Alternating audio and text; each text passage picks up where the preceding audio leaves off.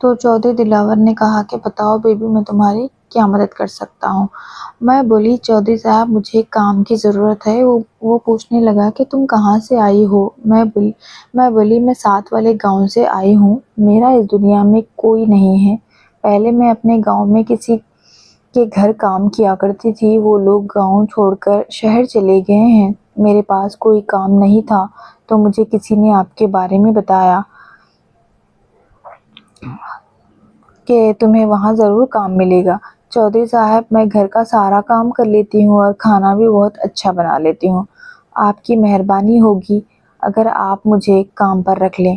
کچھ سوچنے کے بعد چودھری دلاور بولا میری حویلی میں پہلے ہی بہت ملازم ہیں، مجھے ملازمہ کی ضرورت نہیں ہے، یہ لو یہ کچھ پیسے ہیں، یہ رکھ لو، میرے گارڈ کو اپنا پتہ بتا دو، تمہیں اتنی رقم ہر ماہ مل جایا کرے گی۔ میں بولی نہیں چودھری صاحب، مجھے خیرات کی ضرورت نہیں چاہیے، اگر آپ مجھے کام پر رکھ لیں تو مجھے یہ پیسے قبول ہیں، ورنہ یہ خیرات کے پیسے میں نہیں لے سکتی۔ تو چودھری صاحب اپنی ملازمہ کو آواز دی، ملازمہ دوڑتی ہوئی آئی اور بولی جی چودھری صاحب۔ چودھری دلاور بولا آج سے کھانا بنانے کی ذمہ داری تمہاری، آج سے صفائی کا سارا کام یہ نہیں ملازمہ دیکھے گی۔ میں بولی چودھری صاحب آپ کا بہت شکریہ، سچ میں آپ کا دل بہت بڑا ہے۔ وہ ملازمہ مجھے اپنے ساتھ لے گئی اور مجھے سارا کام سمجھا دیا۔ اس دن میں نے کوئی کام نہ کیا کیونکہ وہ میرا پہلا دن تھا۔ کام سمجھانے کے بعد ملازمہ نے مجھے میرا کوارٹر دکھایا جو کہ ملازمین کی رہنے کی جگہ تھی۔ کوارٹر میں یہاں پر ہر طرح کی جو چودھری دلاور کی نیک دلی کا بولتا ہوا ثبوت تھی۔ اگلے دن فجر کی اذان پر رضیہ نے مجھے جگایا۔ رضیہ اس حویلی کی پرانی ملازمہ تھی۔ میں نے اٹھنے کے بعد نماز فجر ادا کی اور اللہ تعالیٰ کے سامنے گر گڑا کر دعا کی کہ وہ مجھے میری بیٹیوں سے ملا دے۔ اس کے بعد میں اپنے کام پر لگ گئی۔ تمام کمروں کی صفائی کرنے کے بعد جب میں آخری کمرے کی صفائی کرنے کے لیے اس کمرے کی جانب گئی تو ایک دم مجھے پیچھے سے رضیہ کی آواز آئی، اس کمرے میں مت جانا۔ میں بولی بس اس کمرے کی صفائی رہ گئی ہے، تو وہ بولی اس کمرے میں کسی کو بھی جانے کی اجازت نہیں ہے۔ میں بولی وہ کیوں؟ رضیہ بولی میں تمہیں یہ بتانا ضروری نہیں سمجھتی، ابھی تم نئی ہو، آہستہ آہستہ تمہیں سب پتہ چل جائے گا۔ نیچے جو صفائی رہ گئی ہے تم وہ کر لو اور دوبارہ سے اس کمرے میں جانے کی غلطی مت کرنا، یہ چودھری دلاور کا حکم ہے، اس کمرے میں کسی کو نہ جانے دیا جائے۔ میں نے صفائی کرنے کے بعد رضیہ کے ساتھ مل کر کھانا لگوایا۔ میری نظریں بار بار اپنی بیٹیوں کو ڈھونڈ رہی تھی کیونکہ کھانا لگ چکا تھا۔ میں نے گھونگھٹ ویسے ہی نکالا ہوا تھا۔ کچھ دیر بعد مجھے اپنی پانچوں بیٹیوں کی آواز سنائی دی جنہوں نے کھانے کے ٹیبل پر آتے ہی چودھری دلاور کو سلام کیا۔ چودھری دلاور نے بہت پیار بھرے لہجے میں ان کا سلام کا جواب دیا اور بولا بیٹھو بیٹا، کھانا شروع کرو، ہم لوگ تمہارا ہی انتظار کر رہے تھے۔ خاموشی سے گھر کے تمام افراد نے کھانا کھایا۔ کھانے کے بعد سب باری باری اٹھ کر جانے لگے۔ گھونگھٹ ہونے کی وجہ سے مجھے اپنی بیٹیوں کے پاؤں نظر آئے۔ جب ان کے پاؤں پر میری نظر پڑی تو میری ممتا تڑپ اٹھی۔ میں چاہ کر بھی ان سے نہ پوچھ سکی کہ ان کے پاؤں کی یہ حالت کیسے ہوئی۔ ویسے تو چودھری بہت نیک بنتا پھرتا ہے، مجھے لگتا ہے اس کی یہ نیک دلی بس دکھاوے کی ہے، اصل میں تو یہ وہی ظالم چودھری ہے جو کہ پہلے کبھی ہوا کرتا تھا۔ تمام کام ختم کرنے کے بعد جب میں اپنے کوارٹر میں گئی تو میں رضیہ سے بولی رضیہ تم سے ایک بات پوچھوں؟ وہ بولی ہاں پوچھو۔ میں بولی وہ لڑکیاں کون ہیں جو کھانے کی ٹیبل پر بیٹھی تھیں؟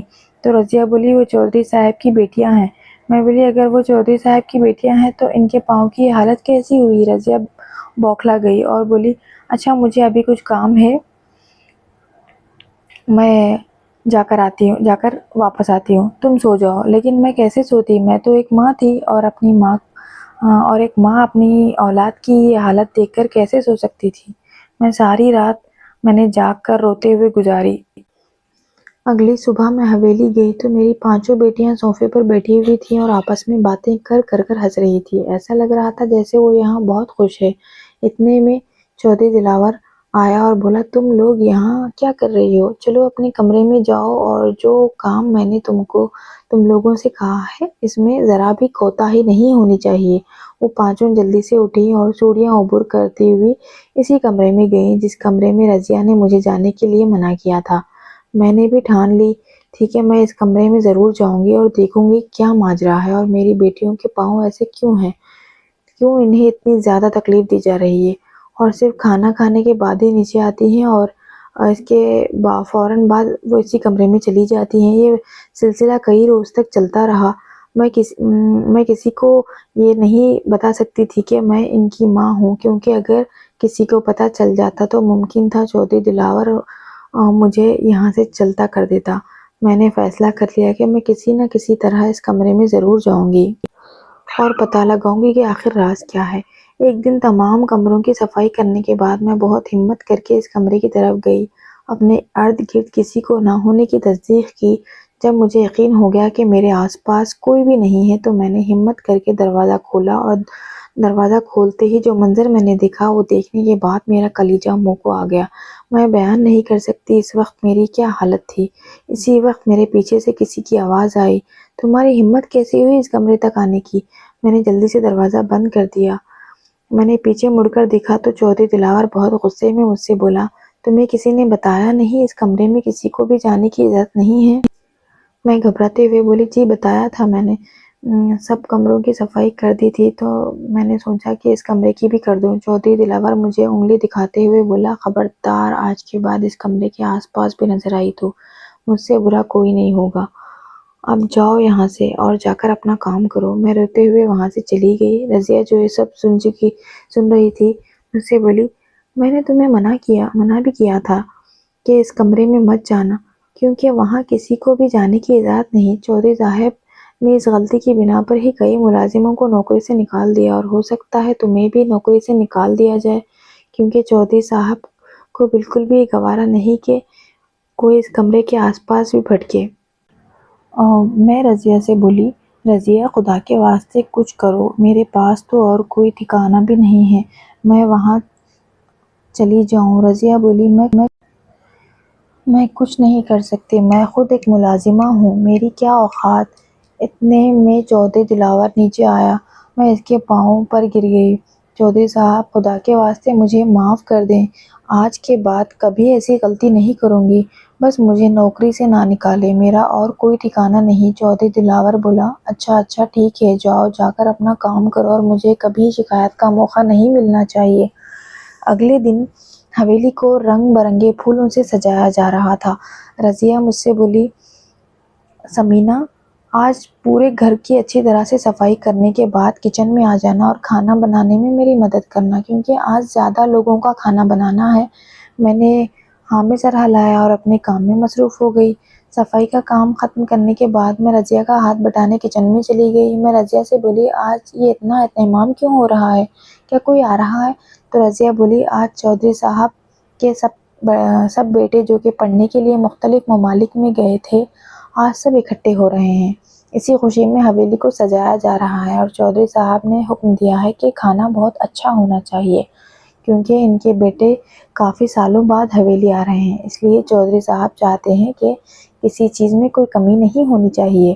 اچھا اب تم جلدی ہاتھ ہلاؤ اور یہ اپنا گھونگھٹ اٹھا دو، یہاں میرے علاوہ کون سا کوئی دوسرا ہے؟ میں نے اپنا گھونگھٹ اٹھایا۔ رضیہ بولی، اچھا تم سلاد بنا دو۔ میں نے سلاد بنانے کے بعد برتن صاف کیے، اتنی دیر میں گاڑی کی ہارن کی آواز آئی۔ میں نے اور رضیہ نے جلدی سے تازہ جوس کے ساتھ دوسری چیزیں ٹرے میں سجائیں اور جلدی سے ڈرائنگ روم میں لے گئیں، جہاں چودھری دلاور اور ان کے بیٹے بیٹھے ہوئے تھے۔ ہمارے جاتے ہی چودھری دلاور کے بیٹوں نے ہمیں سلام کیا، ایسا لگ رہا تھا چودھری دلاور نے ان کی بہت اچھی تربیت کی ہو۔ ان کی تربیت کا ہی اثر تھا کہ ان کے بیٹوں نے ملازمہ کو سلام کرنے میں پہل کی۔ ان کا بڑا بیٹا بولا، رضیہ بھی جلدی سے کھانا لگا دے، مجھے بہت زوروں کی بھوک لگی ہے۔ رضیہ بھی بولی، چھوٹے چودھری صاحب ابھی کھانا لگاتی ہوں۔ میں نے اور رضیہ نے مل کر کھانا لگایا۔ چودھری دلاور اور ان کے بیٹے کھانا کھانے لگے۔ آج میری بیٹیاں کھانے کے ٹیبل پر موجود نہیں تھیں، یہ بات مجھے پریشان کر رہی تھی۔ میں نے طے کر لیا تھا کہ آج رات سب کے سونے کے بعد میں اس کمرے میں ضرور جاؤں گی، چاہے مجھے اس کے لیے نوکری سے ہی کیوں نہ ہاتھ دھونی پڑے، اور میں ادھر بھی اپنی بیٹیوں کے لیے ہی آئی ہوں۔ لاؤ جب سب کھانا کھا لیے تو چودھری دلاور کے بیٹوں نے کھانے کی بہت تعریف کی۔ چودھری صاحب بولے، رضیہ یہ کھانا کس نے بنایا ہے؟ رضیہ بولی چودھری صاحب یہ کھانا میں نے اور سمینہ نے بنایا ہے۔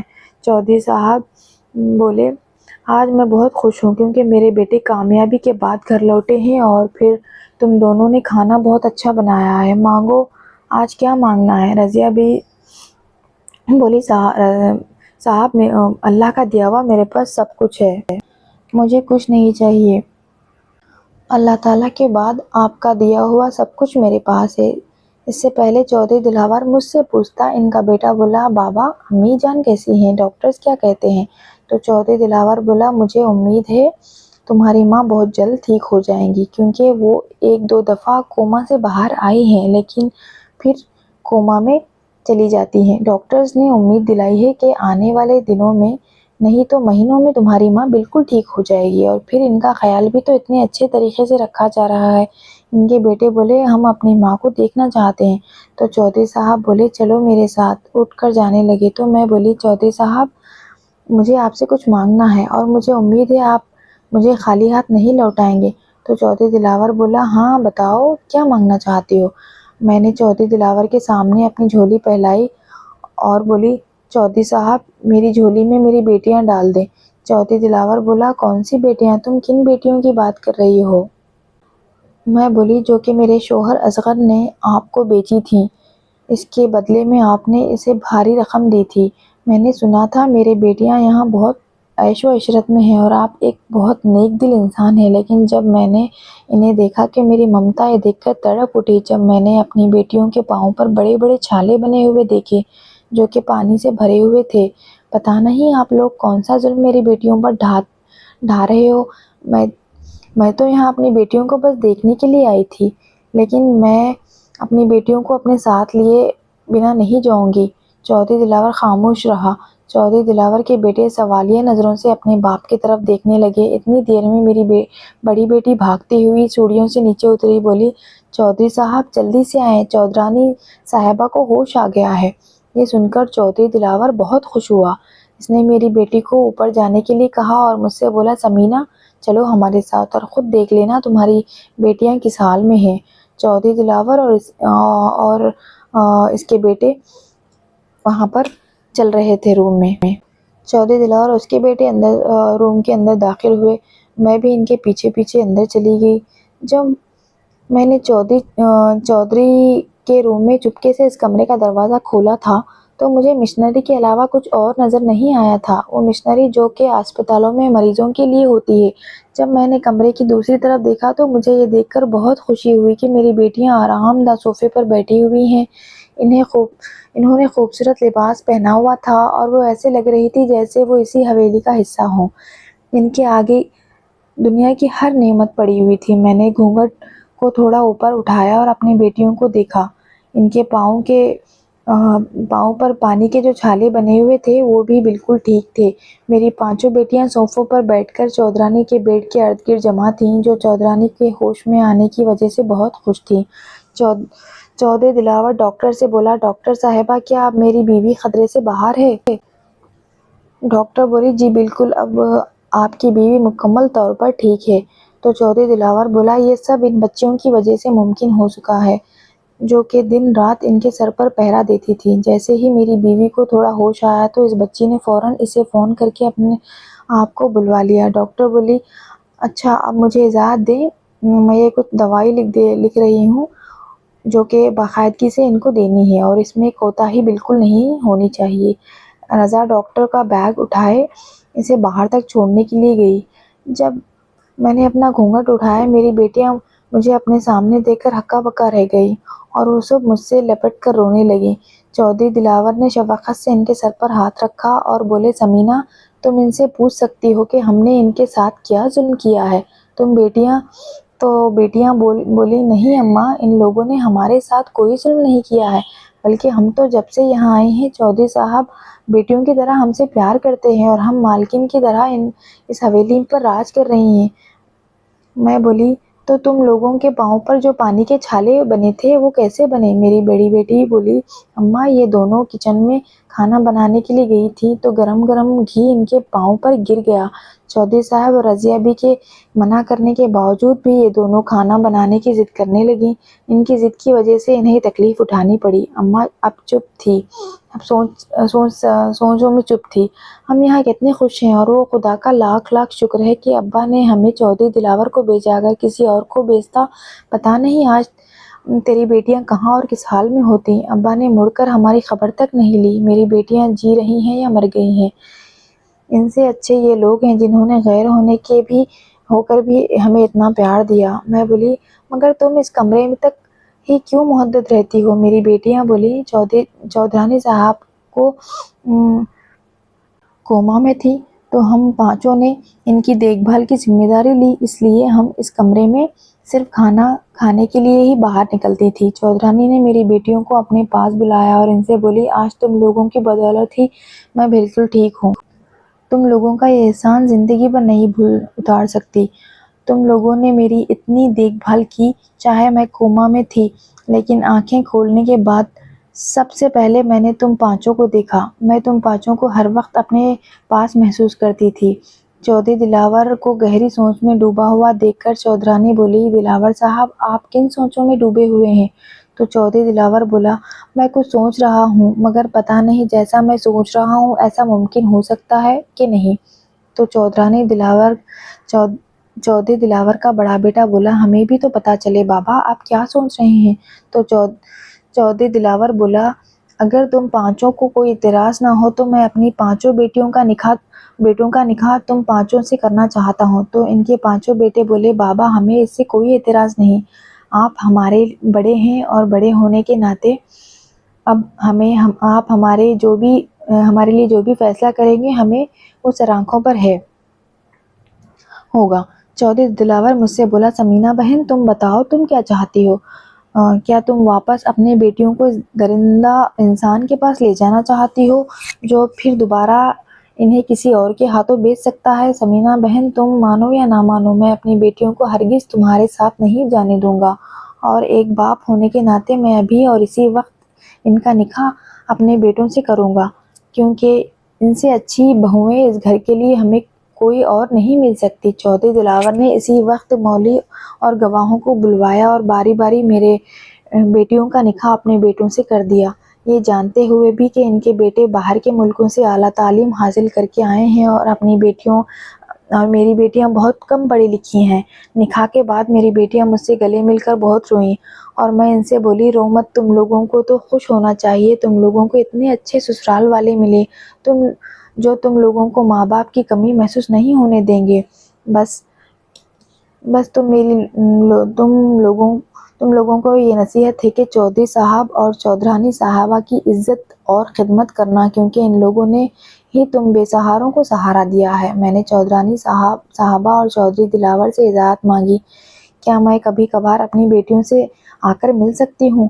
تو چودھری دلاور بولا، کیوں نہیں ثمینہ بہن، یہ تمہارا اپنا گھر ہے، تمہارا جب دل کرے گا تم آ کر اپنی بیٹیوں سے مل لینا۔ سب سے اجازت لینے کے بعد میں اپنی بیٹیوں کو ڈھیروں دعائیں دیتی ہوئی اپنے گاؤں کی طرف چل پڑی، اس سکون اور اطمینان کے ساتھ کہ میری بیٹیاں خوشحال زندگی جی رہی ہیں۔